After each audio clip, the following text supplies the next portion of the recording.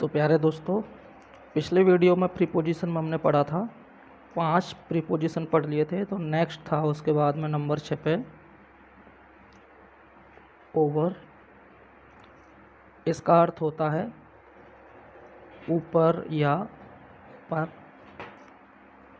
On का similar है, बस इसमें एक कंडीशन आपको याद रखनी है। ऑन में हमने यूज़ किया था टचिंग कंडीशन। ओवर है, ये आपको याद रखना है, जो फर्स्ट ऑब्जेक्ट कोई सेकंड ऑब्जेक्ट के ऊपर है।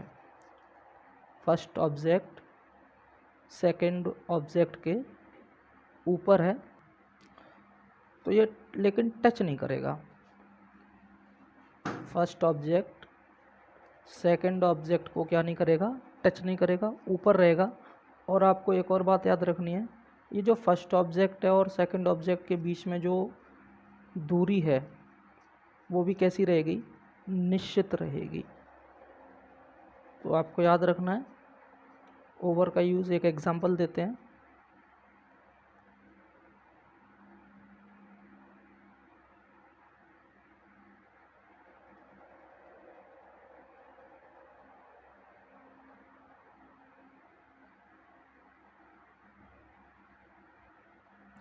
दिस ब्रिज इज खाली जगह द चंबल।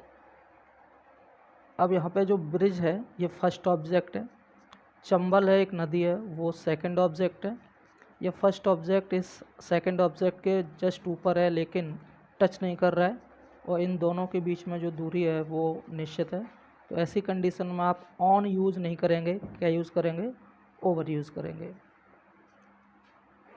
इस ओवर वाले यूज़ में एक और आपको बात याद रखनी है, जैसे हम किसी एज की बात करें, उम्र की, आयु की बात करें, अगर किसी एज को पार करना है, ऊपर बताना है, तो आप वहाँ पे ओवर यूज़ करेंगे। जैसे माई फादर एज खाली जगह 50। मेरे पिताजी एज हैं 50 से ऊपर। तो ऐसी कंडीशन में आप क्या यूज़ करोगे, ओवर यूज़ करोगे। तो डियर फ्रेंड्स, आपकी समझ में ओवर का यूज़ आ गया होगा। अब नेक्स्ट पढ़ते हैं इसी के साथ यूज ऑफ एबव। इसका भी अर्थ होता है ऊपर या पर। कंडीशन आपको याद रखनी है। इसमें भी जैसे फर्स्ट ऑब्जेक्ट और सेकंड ऑब्जेक्ट, समझने के लिए आप यहाँ समझें। ये जो फर्स्ट ऑब्जेक्ट है ये सेकंड ऑब्जेक्ट के ऊपर होगा। ये फर्स्ट ऑब्जेक्ट इस सेकंड ऑब्जेक्ट को टच भी नहीं करेगा। अब आपको यहाँ ओवर और एबव में एक कॉम्बिनेशन यानी एक संबंध या बना के याद रखना है। यहाँ पे जो ओवर है, इस और इस दोनों के बीच में जो दूरी है वो कैसी है, निश्चित है। लेकिन यहाँ टच नहीं करेगा, लेकिन दूरी कैसी रहेगी, अनिश्चित। वहाँ हम यूज़ करेंगे अबव। इसका भी एक एग्जांपल देखते हैं। जैसे there is the sun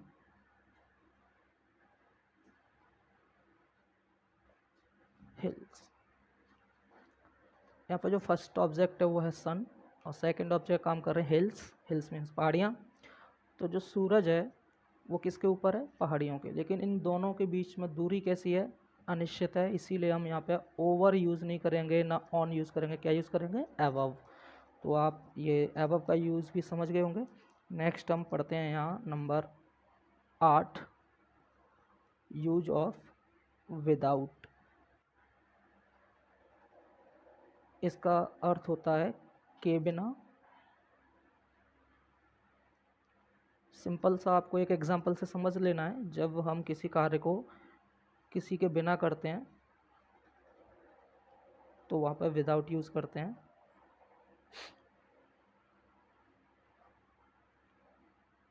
I can do it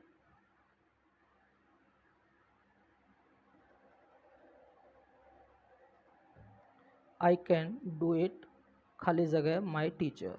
यहाँ पर वो बात कर रहा है कि मैं इस काम को कर सकता हूँ किसके बिना, माई टीचर।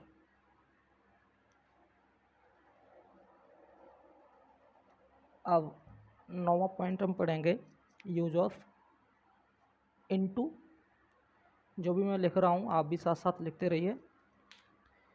इनटू का अर्थ होता है मैं से। ये इनका सिमिलर है लेकिन आपको इसमें थोड़ा सा डिफरेंस याद रखना है।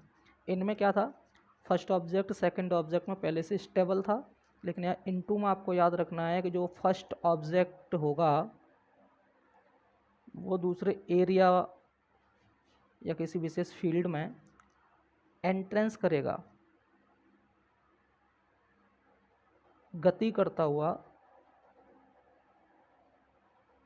इस एरिया में अंदर आएगा। तो आपको याद रखना है यहाँ पे फिर ऐसी कंडीशन में यूज़ करेंगे इनटू। क्या याद रखना है, फर्स्ट ऑब्जेक्ट इस सेकंड ऑब्जेक्ट यानी किसी एरिया में गति करता हुआ अंदर आएगा, तो आप यूज़ करोगे इनटू। इसका भी एक एग्जांपल देखते हैं।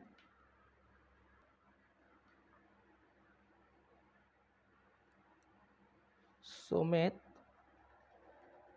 is throwing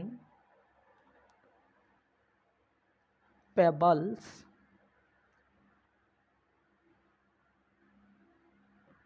खाली जगह द पॉन्ड। सुमित क्या कर रहा है, पेबल्स यानी कंकड़ पत्थर फेंक रहा है। कहाँ फेंक रहा है, पॉन्ड्स यानी तालाब में। अब ये जो कंकड़ पत्थर हैं वो तालाब में कैसे जाएंगे, गति करते हुए। जब फर्स्ट ऑब्जेक्ट सेकंड ऑब्जेक्ट में गति करता हुआ प्रवेश करता है तो ऐसी कंडीशन में आप यूज़ करोगे इनटू। तो ये इनटू का प्रयोग भी आपको क्लियर हो गया होगा।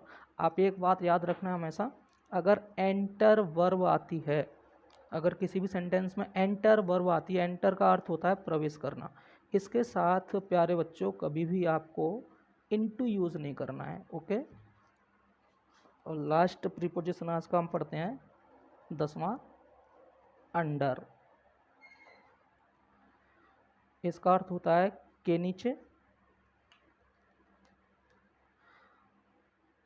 फर्स्ट ऑब्जेक्ट होगा और सेकंड ऑब्जेक्ट, सीधी कंडीशन याद रखनी है, फर्स्ट ऑब्जेक्ट इस सेकंड ऑब्जेक्ट के नीचे रहेगा। कहाँ रहेगा, फर्स्ट ऑब्जेक्ट इस सेकंड ऑब्जेक्ट के नीचे रहेगा। लेकिन ध्यान रखना इन दोनों के बीच में कोई भी टचिंग पॉइंट नहीं होना चाहिए।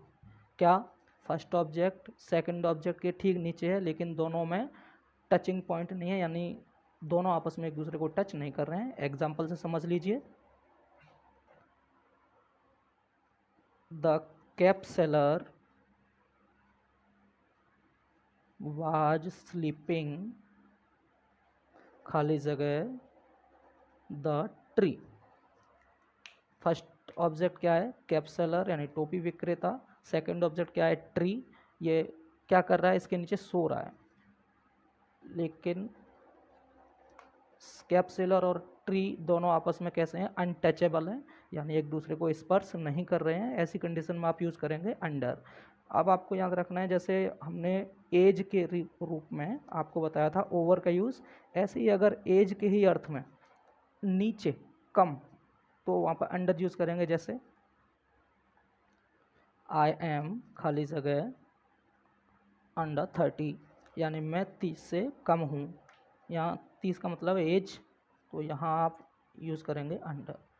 तो ये प्यारे दोस्तों प्रीपोजिशन कंप्लीट हो गए हैं, और यहाँ से आगे जितने भी आपको सिलेबस में आएंगे वो वहाँ पे पढ़ाते जाएंगे। बाकी नेक्स्ट टॉपिक हम पढ़ेंगे कल। धन्यवाद।